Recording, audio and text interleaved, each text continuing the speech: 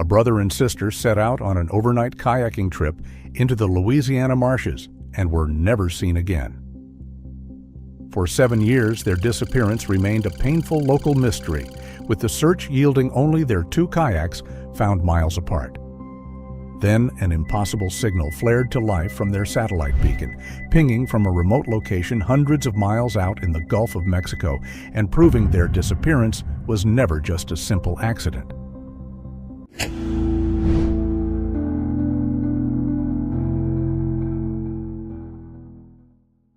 The humidity was a physical weight at the boat launch, thick and unmoving in the early morning air of August 15, 2012. Preston Keegan stood by his truck, checking his phone again, though he knew the reception in this part of the Louisiana coastal marshes was notoriously unreliable. His children, 21-year-old Odelia and 18-year-old Tanner, were supposed to be waiting for him. They had planned to break camp at dawn and paddle back to this rendezvous point by 8 a.m.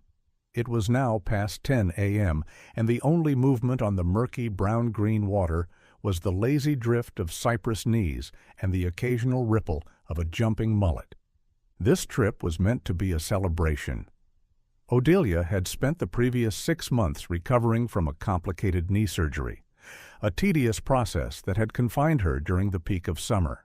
She and Tanner, inseparable despite the 3-year age gap, had planned this overnight kayaking and fishing excursion for weeks. It was a ritual for them, something they had done countless times in the intricate waterways that spiderwebbed across the Louisiana coast. This time it was symbolic, a return to mobility, a reclaiming of the outdoors they both loved. Preston vividly recalled the afternoon before, August 14th. He had brought his own kayak out to join them for the initial launch. The day had been bright, the sky a pale, hazy blue. Almost immediately after setting out, they had found a productive spot near a sandy embankment. Within an hour, both Odelia and Tanner had landed respectable largemouth bass. Preston remembered the pride radiating from them. He had insisted on documenting the moment, pulling out his phone. The resulting photograph captured them standing on the shore, grinning broadly. Tanner, wearing a vibrant royal blue t-shirt and patterned swim trunks, had his light blue polo cap turned backward. Odelia, her long blonde hair catching the sun, wore a hot pink sleeveless top and dark leggings. They held the fish up toward the camera, the quintessential image of a successful summer outing. Shortly after taking the photo, around 4 p.m., Preston had bid them farewell. They were equipped with camping gear, supplies for a campfire dinner, intending to cook the fish they caught, and crucially, a satellite emergency beacon, a standard precaution for remote excursions. He left them to paddle toward their favorite secluded campsite, the plan firm for the next morning's pickup. Now, hours overdue, the silence at the boat launch felt wrong. The initial annoyance of waiting had curdled into a tight knot of anxiety. They knew these waters. They were experienced kayakers. They wouldn't simply be late without attempting to make contact. Deciding he could no longer wait passively, Preston unloaded his own kayak from his truck and pushed off into the water. He began the familiar paddle toward the campsite they always used, a small clearing accessible only by water. The journey took nearly 40 minutes. As he rounded the final bend, he scanned the shoreline, expecting to see the bright colors of their kayaks pulled up onto the bank. He found the campsite, but it was eerily incomplete. The tent was erected, standing slightly askew. Near a fire pit, which was stone cold and appeared unused since the previous evening, some basic gear was scattered: a cooler, a tackle box, a dry bag with some clothes. But the siblings were gone. More alarmingly, their 2 kayaks were missing. The scene suggested they had set up camp and then, for some unknown reason, returned to the water. There was no note, no sign of distress, just an unsettling absence. Preston circled the area, calling their names until his voice grew hoarse. The marshland absorbed the sound, offering nothing in return. The sense of wrongness intensified. Why would they leave their campsite in the middle of the night or early morning? Why take the kayaks but leave other essential gear behind? Returning to the boat launch, his movements now frantic, Preston drove until he found a reliable cell signal. He contacted the local sheriff's office. A missing persons report was officially filed for Odelia and Tanner Keegan. Given the environment and the circumstances, the initial operating theory among the first responders was tragically straightforward. The siblings had likely encountered trouble on the water during the night and accidentally drowned. The immediate response was rapid and comprehensive. The disappearance of two young adults in the vast, unforgiving environment of the Louisiana marshes triggered a multi-agency search operation. Local law enforcement coordinated with the U.S. Coast Guard, the Louisiana Department of Wildlife and Fisheries, and a growing contingent of volunteers. The search zone was immense, encompassing miles of interconnected bayous, canals, lakes, and dense wetlands. The environment itself was the primary obstacle. The water was murky, visibility often reduced to inches. The shorelines were dense with reedy grasses and cypress swamps, making ground searches slow and perilous. Airboats skimmed the surface, their massive fans roaring through the silence, while helicopters crisscrossed the area from above. Sonar equipment was deployed in the deeper channels, attempting to peer beneath the opaque surface. For the first 48 hours, the search focused on the area between the campsite and the boat launch, operating under the assumption that Odelia and Tanner had attempted to return but encountered an accident. Preston Keegan was relentless, participating in the search, providing detailed knowledge of the areas his children frequented. The prevailing theory that they had simply drowned didn't sit right with him. They were strong swimmers, cautious kayakers. While accidents happened, the absence of any debris, any floating gear, or the kayaks themselves was puzzling. If a kayak capsized, gear usually broke free and floated. On the third day of the search, August 18th, a breakthrough occurred, but it didn't clarify the situation. It fractured it. A wildlife and fisheries airboat located Tanner's kayak. It was found drifting in a main waterway several miles from the campsite. The kayak was capsized, and some minor scuff marks were visible on the hull. This discovery seemed to confirm the investigators' worst fears. It was the classic signature of a boating accident. The focus intensified around this location, with dive teams brought in to search the bottom for the siblings, the operation shifting grimly from rescue to recovery.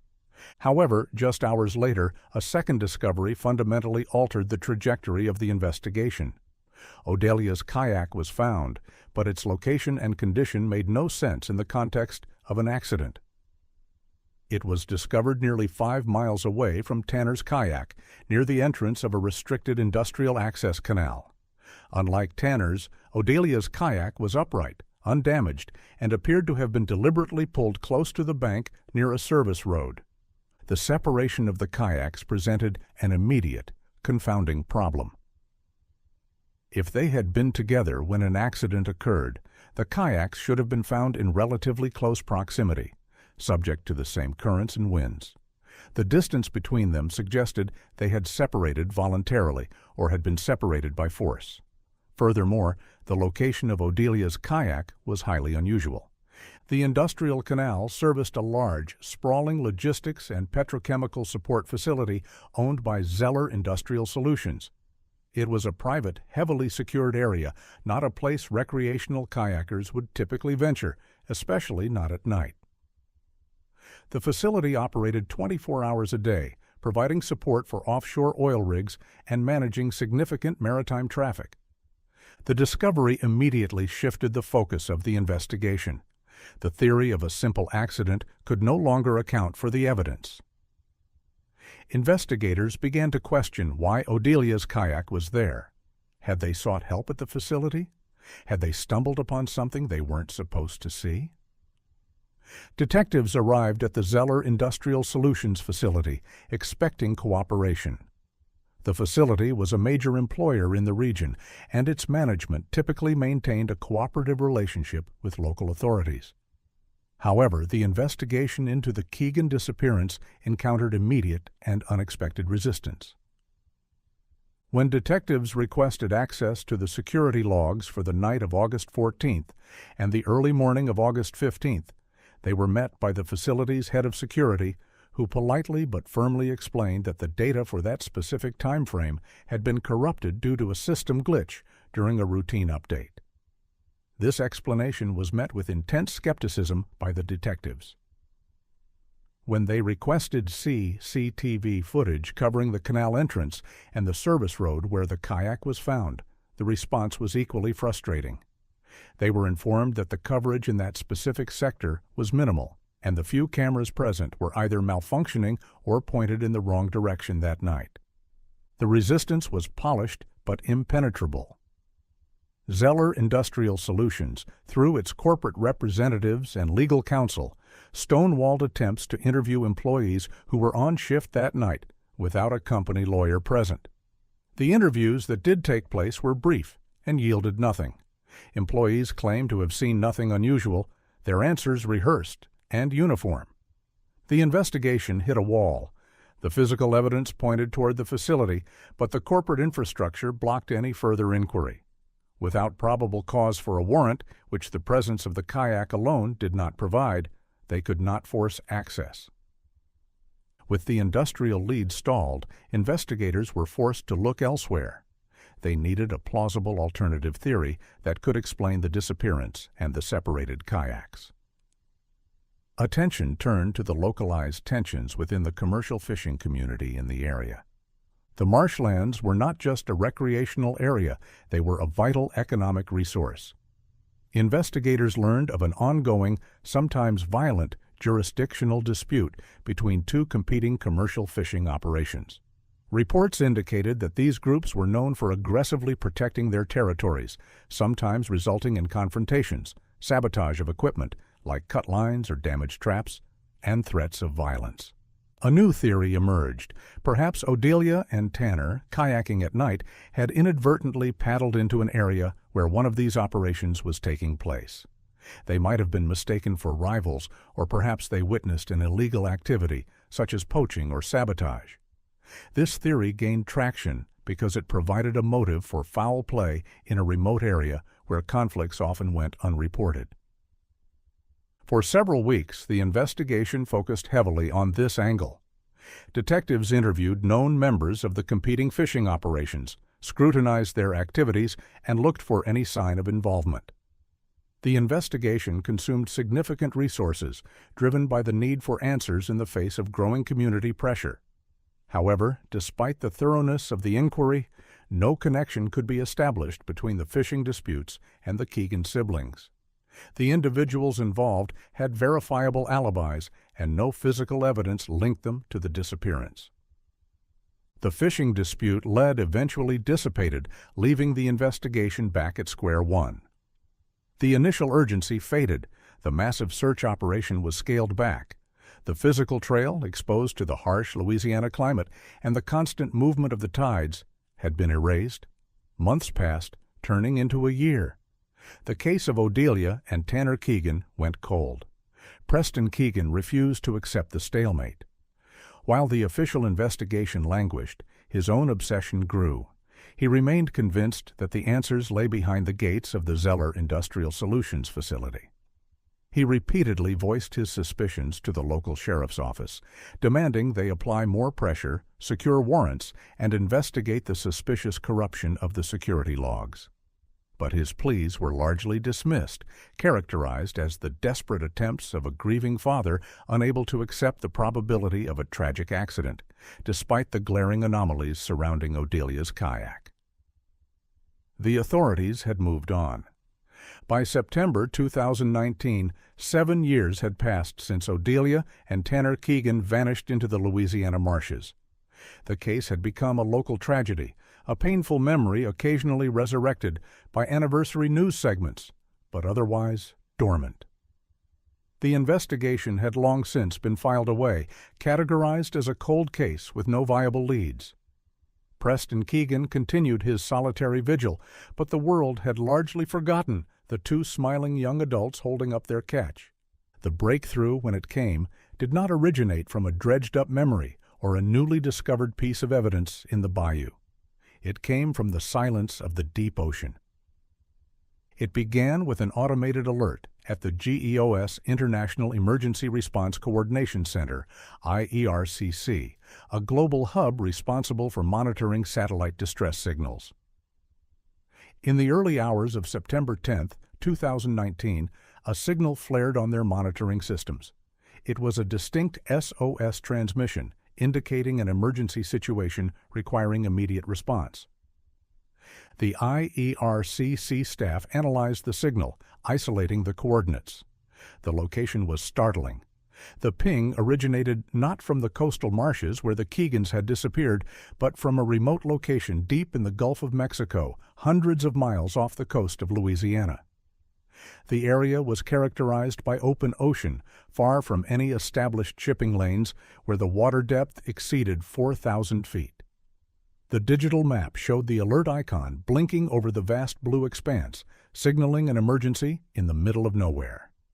The alert was immediately relayed to the U.S. Coast Guard Sector New Orleans, the authority responsible for maritime search and rescue operations in that region. The information was prioritized, an active SOS signal in the deep Gulf.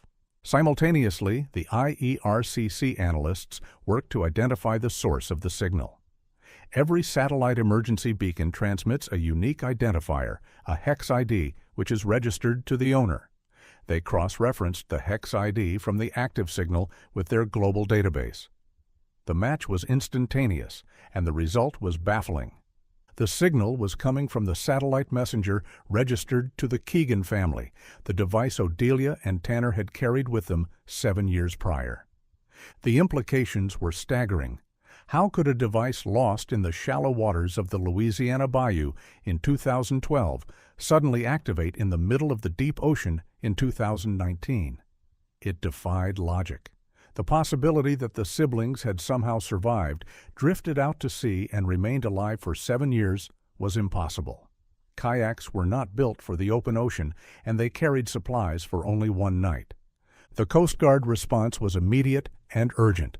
Despite the bizarre circumstances, an active SOS signal demanded action. A cutter and a long-range search aircraft were dispatched to the coordinates.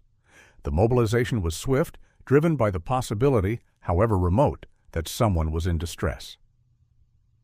The aircraft arrived on the scene first, sweeping the area with advanced sensors and visual observation. The weather was clear, the sea relatively calm. They found nothing. The vast expanse of the Gulf of Mexico was empty. There was no vessel, no debris field, no life raft. The cutter arrived hours later, conducting a detailed search pattern around the coordinates. They deployed specialized equipment, listening for any sign of human activity or a submerged object.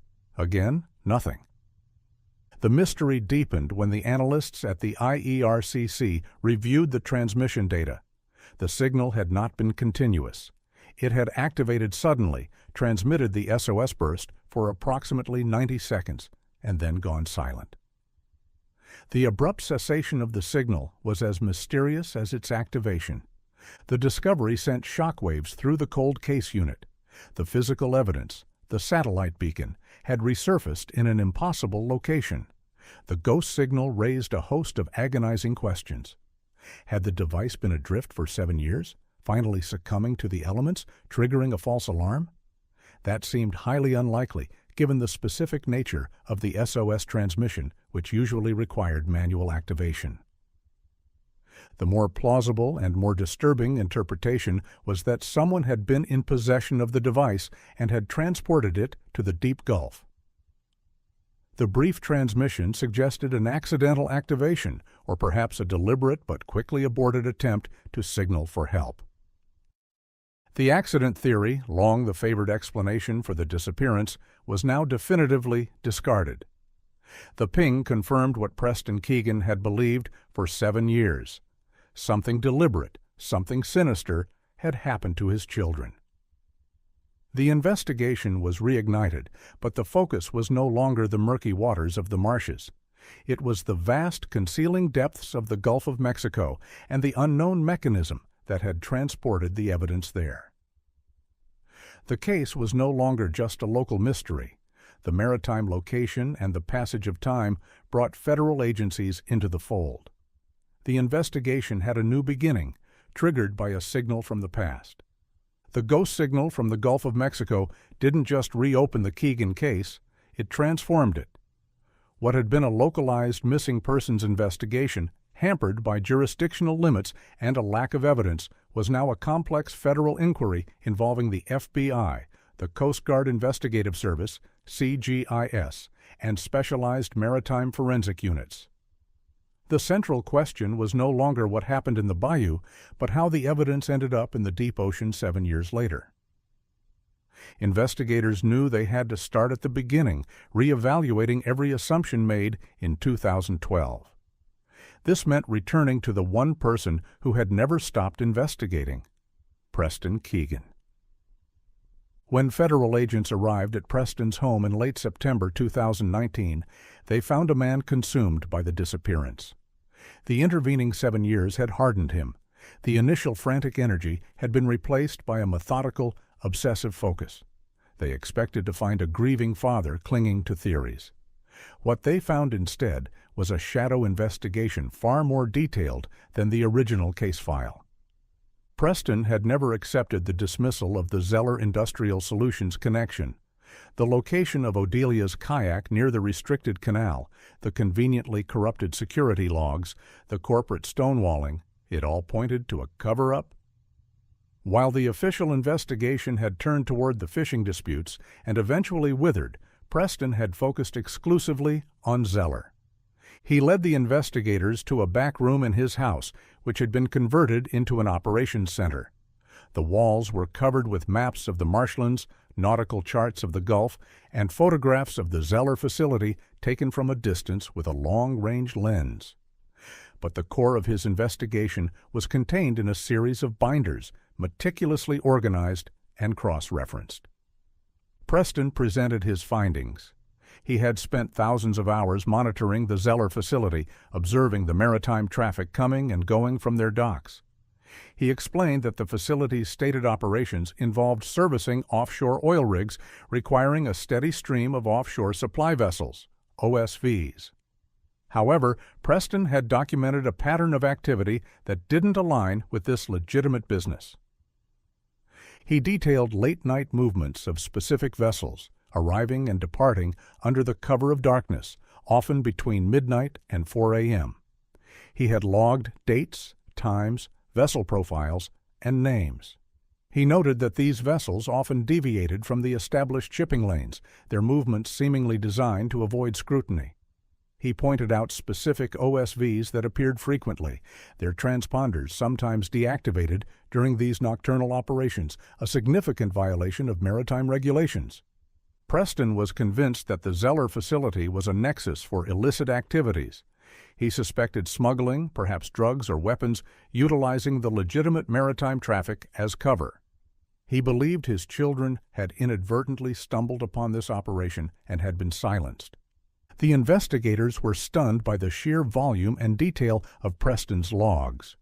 What had previously been viewed by local authorities as the obsession of a grieving father was now a critical data set. It provided a 7-year history of suspicious activity originating from the exact location where the physical evidence had suggested the investigation should focus in 2012. Preston also detailed the resistance he had encountered. He recounted how he had repeatedly attempted to present his findings to the local sheriff's office, only to be aggressively dismissed.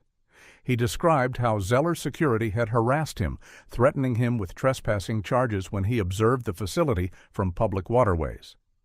But the most disturbing aspect of his account was the behavior of local law enforcement. He specifically mentioned a Deputy Myron Blevins. According to Preston, Blevins had been particularly hostile to his inquiries. Blevins had been involved in the initial investigation and had been instrumental in dismissing the Zeller connection, pushing the accident theory and the fishing dispute angle. Preston described instances where Blevins seemed actively protective of Zeller interests, intervening to shut down any line of inquiry that pointed toward the facility.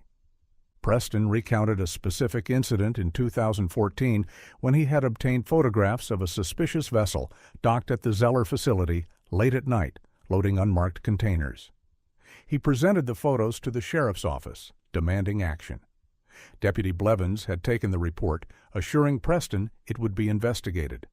Weeks later, when Preston followed up, Blevins claimed the photos were inconclusive and the vessel was legitimate. Preston later discovered the vessel had left the area shortly after he filed the report, and Blevins had never initiated a formal inquiry. Preston believed Blevins was compromised, actively working to protect Zeller Industrial Solutions. At the time, this accusation had been dismissed as paranoia. Now, in the context of the resurfaced evidence and the clear indication of a long-term criminal enterprise, Preston's claims gained chilling credibility. The federal investigators recognized the significance of Preston's shadow investigation. It provided the context they needed to understand the scope of the potential criminal activity. The logs confirmed a pattern of organized deep-water maritime activity originating from the Zeller facility. If these vessels were involved in smuggling, they were also the most likely mechanism for transporting the evidence to the deep Gulf. The investigation shifted focus. The target was now Zeller Industrial Solutions, and the immediate priority was to corroborate Preston's findings with hard data. They needed to identify the vessels involved, trace their movements, and determine the nature of their illicit operations. They also needed to initiate a confidential investigation into Deputy Myron Blevins, recognizing that any investigation into Zeller would likely be compromised if local corruption was involved. The shadow investigation had illuminated the path forward, pointing toward a conspiracy far deeper and more organized than previously imagined. Armed with Preston Keegan's meticulous logs and the precise coordinates of the SOS ping, the investigation entered a new, highly technical phase. The task force, now comprising federal agents and maritime forensic specialists, focused on identifying the vessel responsible for transporting the satellite beacon to the deep Gulf. They knew that if they could identify the vessel, they could begin to unravel the conspiracy. The primary tool for this phase of the investigation was the Automatic Identification System, AIS, a global network that tracks the movement of maritime vessels. All large commercial vessels are required to broadcast their position, course, and speed using AIS transponders. The historical AIS data for the Gulf of Mexico provided a detailed record of maritime traffic around the time of the SOS ping on September 10, 2019. The investigators began a painstaking process of analyzing the AIS data for the hours surrounding the signal. The search area was vast, and the volume of data was immense, reflecting the constant movement of commercial traffic in the Gulf. They were looking for anomalies, vessels exhibiting unusual behavior consistent with the disposal of evidence. This meant looking for vessels that deviated from established shipping lanes, slowed significantly, or stopped in the area of the ping. The analysis required sophisticated software and expert interpretation. The team meticulously filtered the data, eliminating vessels that maintained a consistent course and speed or were clearly engaged in legitimate activities such as fishing or surveying. They focused on the specific coordinates where the signal originated, looking for any vessel that intersected with that location at the precise time of the transmission. The process took weeks of detailed analysis. The deep Gulf was a busy area, and several vessels were in the vicinity. However, one vessel immediately stood out. It was an offshore supply vessel, OSV, named the Iron Current. The AIS data showed the Iron Current had departed from the vicinity of the Zeller Industrial Solutions facility in the early hours of September 9th. Its stated destination was an offshore oil rig located further west in the Gulf. However, the data revealed a significant deviation from its expected course. In the early hours of September 10th, around the time the SOS signal was transmitted, the Iron Current slowed dramatically. The data showed the vessel decelerating from its cruising speed of 12 knots to a near standstill. It remained at the exact coordinates of the SOS ping for approximately 10 minutes, drifting slowly before resuming speed and correcting its course toward its stated destination. The behavior was highly suspicious and difficult to explain through legitimate maritime operations. There was no operational reason for an OSV to stop in the middle of the deep ocean, far from any infrastructure. The duration of the stop was consistent with the time required to dispose of an object overboard.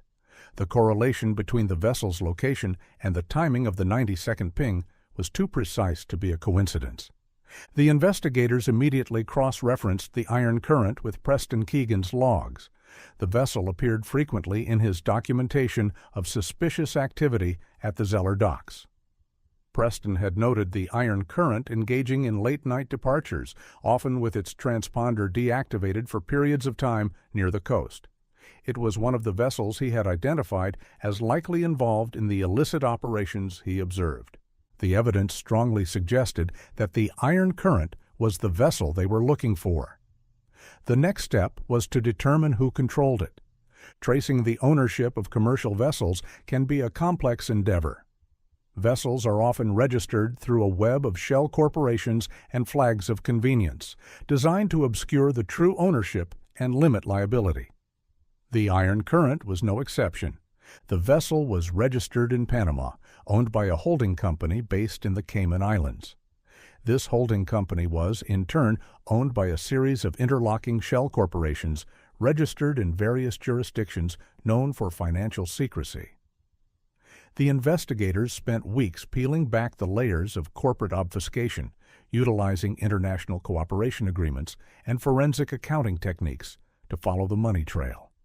The trail eventually led back to the United States.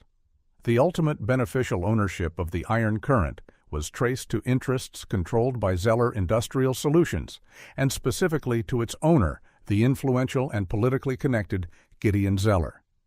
Gideon Zeller was a prominent figure in the region, known for his wealth, his political donations, and his ruthless business practices. His company controlled significant infrastructure along the Gulf Coast, and he wielded considerable influence over local politics and law enforcement. The connection explained the resistance Preston Keegan had encountered and the stonewalling of the initial investigation, particularly the actions of Deputy Blevins. The identification of the iron current and its connection to Gideon Zeller solidified the investigation's working theory. The evidence indicated a large-scale criminal enterprise operating under the cover of legitimate business, utilizing the infrastructure of Zeller Industrial Solutions and the maritime assets like the iron current. The disposal theory was now firmly established. Investigators believed that the iron current had been used to dispose of the Keegan siblings' belongings, likely in an attempt to permanently erase any remaining evidence of the crime. The activation of the satellite beacon had been an accident, a mistake that had exposed the entire operation. The investigation now had a clear target: the iron current, its crew, and the broader Zeller organization. The task force began planning the next phase of the operation, recognizing that they were dealing with a sophisticated, well-resourced, and dangerous adversary.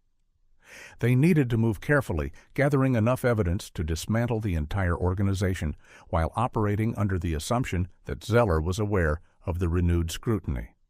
As the Joint Federal Task Force, now heavily involving the FBI and the DEA, alongside the Coast Guard Investigative Service, began to probe the intricate operations of Zeller Industrial Solutions, the scope of the criminal enterprise came into sharp focus. It was clear they were dealing with more than just smuggling. The infrastructure, the logistics, and the extreme measures taken to maintain secrecy suggested a sophisticated operation involving narcotics and, increasingly suspected, human trafficking. The resistance they encountered mirrored Preston Keegan's experiences, confirming the deeply entrenched corruption that had shielded Gideon Zeller for years. A confidential internal review by the Department of Justice confirmed the suspicions surrounding Deputy Myron Blevins. Financial records revealed unexplained wealth and direct, albeit disguised, payments from Gideon Zeller. It became evident that Blevins had actively suppressed the 2012 investigation, ensuring that any inquiry pointing toward Zeller was quickly neutralized. Recognizing that the local jurisdiction was compromised, the task force established a secure operational base outside the area, ensuring the integrity of the investigation and protecting their personnel. The immediate focus was the Iron Current. Investigators identified the vessel's captain, Jarek Russo, as a critical figure. Russo had been the captain of the Iron Current for nearly a decade, overseeing its operations and reporting directly to Zeller's top lieutenants. He was deeply involved in the illicit activities, possessing intimate knowledge of the organization's structure, methods, and history. He was also the one responsible for the evidence disposal in the Gulf. Instead of moving directly on Russo, the task force opted for a strategy of disruption and psychological pressure. They understood that a direct confrontation might lead to the destruction of evidence and the activation of the organization's defenses, potentially including violence against witnesses. They needed to isolate Russo, make him feel vulnerable, and force him to see cooperation as his only means of survival. The surveillance operation was intense and multifaceted. The Iron Current was tracked continuously via AIS data and satellite imagery. When the vessel docked at various ports along the Gulf Coast, surveillance teams were deployed to monitor the crew's activities, the loading and unloading of cargo, and any interactions with Zeller representatives. The pressure campaign began subtly but escalated quickly. The Iron Current found itself subjected to relentless scrutiny from port authorities. Routine inspections became more frequent and significantly more thorough. The Coast Guard boarded the vessel multiple times, citing minor safety violations, causing costly delays and disrupting the vessel's tight schedule. Customs and Border Protection agents conducted surprise audits of the vessel's manifest and cargo, questioning discrepancies and increasing the operational risk for the organization. These disruptions were carefully orchestrated to appear as heightened regulatory enforcement, but their cumulative effect was significant. The Iron Current began missing deadlines, its operations became inefficient, and the organization's revenue stream was impacted. The pressure began to mount on Jarek Russo. Gideon Zeller was not known for tolerating failure. The task force utilized electronic surveillance, intercepting communications indicating that Zeller was increasingly dissatisfied with the performance of the Iron Current and furious about the increased attention from authorities. The botched evidence disposal, the SOS ping that had reignited the Keegan investigation, was a catastrophic liability, and Zeller held Russo personally responsible. Russo began to feel the heat from both sides. He was being squeezed by the authorities and simultaneously facing the wrath of his employer. The surveillance teams noted a distinct change in his behavior. He became agitated, paranoid, constantly checking his surroundings. He started using burner phones, minimizing his time ashore, and exhibiting the behavior of a man who knew he was being hunted. The task force intensified the pressure. They approached some of the junior crew members of the Iron Current, conducting interviews, suggesting they knew about the illicit activities and offering leniency in exchange for cooperation. This information quickly filtered back to Russo, amplifying his paranoia. He believed the organization was setting him up, positioning him as the fall guy for their failures, and that his elimination was imminent. The breaking point came in early 2020. The Iron Current docked in Galveston, Texas, for scheduled maintenance. The surveillance team noted that Russo was unusually tense. He had a heated argument with a Zeller representative on the dock, the exchange visibly aggressive. The representative left abruptly, and Russo returned to the vessel, his face pale. Later that evening, Russo made a desperate move. Believing that the organization was planning to silence him permanently, he panicked. He abandoned the Iron Current outside of his scheduled leave, taking a small pre-packed bag and disappearing into the streets of Galveston. The surveillance team tracked him as he took a taxi to a local budget motel. He checked in under a false name, paying cash. The task force recognized the signs of a fugitive preparing to flee. They needed to apprehend him before he disappeared permanently or was reached by Zeller's operatives. The next morning, Russo emerged from the motel. his appearance altered, wearing sunglasses and a baseball cap. He took another taxi, this time heading north, toward the George Bush Intercontinental Airport in Houston. The chase was on. The task force mobilized rapidly, coordinating with airport police and federal agents stationed at the airport. They tracked the taxi's progress along the highway, ensuring they had teams in place to intercept Russo when he arrived. The tension was palpable. They knew this was their best chance to break the case wide open. Russo arrived at the international terminal, his movements hurried and erratic. He proceeded directly to the check-in counter for a flight bound for South America, utilizing a sophisticated false passport. The agents observed him from a distance, waiting for the optimal moment to move in. They couldn't risk a confrontation in a crowded terminal that might escalate or allow Russo to escape into the secure area of the airport. Russo cleared security and proceeded toward the gate. The departure lounge was crowded, the atmosphere filled with the ambient noise of travelers. The agents positioned themselves strategically, blocking the exits and blending in with the crowd. They monitored the flight status. Boarding was scheduled to begin in 15 minutes. As the boarding process began, Russo lined up, clutching his bag, his eyes darting nervously. He was moments away from escaping U.S. jurisdiction. The lead agent gave the signal. The team converged on Russo simultaneously from multiple directions. The apprehension was swift and decisive. Russo was taken down before he had a chance to react, his face pressed against the cool terrazzo floor of the terminal. He was handcuffed and escorted away from the crowded gate, the other passengers staring in stunned silence. Jarek Russo was in custody. The defection had been intercepted. The task force now had the key witness they needed to dismantle the Zeller organization and finally uncover the truth about what happened to Odelia and Tanner Keegan. The years of investigation, the frustration, the technological breakthroughs, it had all led to this moment. The interrogation of Jarek Russo would reveal the dark secrets hidden behind the corporate facade of Zeller Industrial Solutions. Jarek Russo was transported to a secure federal facility. The interrogation began immediately. He was isolated, disoriented, and consumed by terror. He understood the reach of Gideon Zeller's organization, the violence they inflicted on those who betrayed them. He also understood the weight of the evidence against him, the AIS data proving his presence at the disposal site, the surveillance documenting his flight, the inevitable charges stemming from his long involvement in the organization. He was facing the rest of his life in prison or a violent death at the hands of his former employer. The federal prosecutors presented him with a stark choice: cooperate fully or face the full force of the federal justice system, which offered little protection against the organization's reach within the prison system. Russo, seeing no other viable option for survival, demanded a deal. He insisted on entry into the Federal Witness Protection Program, guaranteeing his safety in exchange for a full confession and testimony against Gideon Zeller and the organization. The prosecutors, recognizing the value of his testimony in dismantling a major criminal enterprise responsible for murder and international trafficking, agreed to the terms.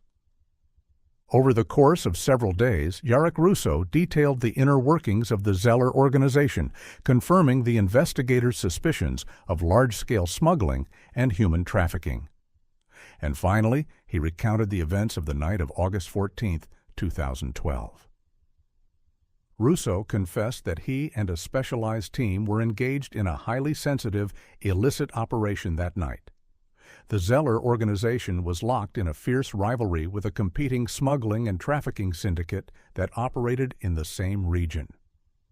This rival organization utilized an underwater pipeline near the Zeller facility to transport illicit substances. Gideon Zeller, determined to cripple his competitor's operations and send a message of dominance, had ordered Russo and his team to sabotage the pipeline. The operation was complex and required specialized equipment. They were working underwater, using scuba gear and underwater cutting tools, operating from a small vessel anchored in the restricted canal near the Zeller facility. The location was chosen for its seclusion and proximity to the target pipeline. They believed the area was secure, protected by their own security and the corrupted oversight of Deputy Blevins. It was late at night, the darkness providing cover for their activities. They were focused on their task, the noise of their equipment masking any ambient sounds. They never anticipated recreational kayakers in that area. Odelia and Tanner Keegan, exploring the canals late at night, perhaps drawn by curiosity or simply navigating the complex waterways, had inadvertently stumbled upon the operation. They saw the vessel, the lights, the activity on the water. They had become witnesses to a federal crime, an act of industrial sabotage linked to organized crime. Russo's team spotted them immediately. The reaction was swift and decisive. They couldn't risk exposure. They intercepted the kayaks, capturing the siblings before they had a chance to escape or call for help. They were pulled from their kayaks, restrained, and taken back to the Zeller facility, held in a secure warehouse. The situation escalated rapidly. Gideon Zeller was informed of the capture. He arrived at the facility shortly after, assessing the situation. His decision was cold and calculated, devoid of hesitation. According to Russo, Zeller viewed Tanner as an immediate liability. He was young, aggressive, and protective of his sister, deemed likely to resist and difficult to control. Zeller ordered him executed immediately. Russo revealed the horrific details, describing how Tanner was taken to a remote, heavily wooded area on Zeller's extensive private property inland and murdered. They buried his body in an unmarked grave, deep within the dense woods, far from the marshlands where the search would be focused. Odelia's fate was different, and perhaps even more horrific. Zeller saw the 21-year-old woman not as a liability, but as an asset. The Zeller organization had extensive connections with international human trafficking networks. Instead of killing her, Zeller ordered her sold into the sex trade. Russo stated that Odelia was held at the facility for several days, undergoing a brutal process of subjugation before being transferred to a vessel bound for an international destination. She was absorbed into the trafficking network, disappearing into a shadowy world of exploitation and abuse. Russo claimed he did not know her current location or whether she was still alive. The organization compartmentalized information. His role was operational, and the human cargo was handled by a different division. With the siblings dealt with, the organization moved to cover their tracks. Russo described how they staged the scene to confuse the investigation. They took the kayaks and disposed of them in different locations. Tanner's kayak was capsized and set adrift in the main waterway, suggesting an accident. Odelia's kayak was left near the canal entrance, a deliberate misdirection designed to create confusion, knowing that Blevins would ensure the lead was not aggressively pursued. The cover-up was comprehensive. The corrupted security logs, the malfunctioning CCTV cameras, it was all orchestrated to protect the organization and its operations. The siblings' belongings, including the satellite beacon, were kept at the facility, locked away in a secure storage area. They remained there for 7 years, a forgotten liability, until Zeller decided to eliminate all remaining loose ends. Finally, Russo explained the 2019 SOS ping. Gideon Zeller, perhaps feeling the pressure from increased scrutiny on his operations or simply conducting a routine cleanup of past liabilities, ordered Russo to dispose of the belongings permanently. Russo was tasked with taking the items far offshore, weighting them down, and dumping them in the deep ocean. Russo took the Iron Current out to the deep Gulf, the AIS data corroborating his account of the vessel's movements. He placed the belongings in a heavy canvas bag, weighting it with chains.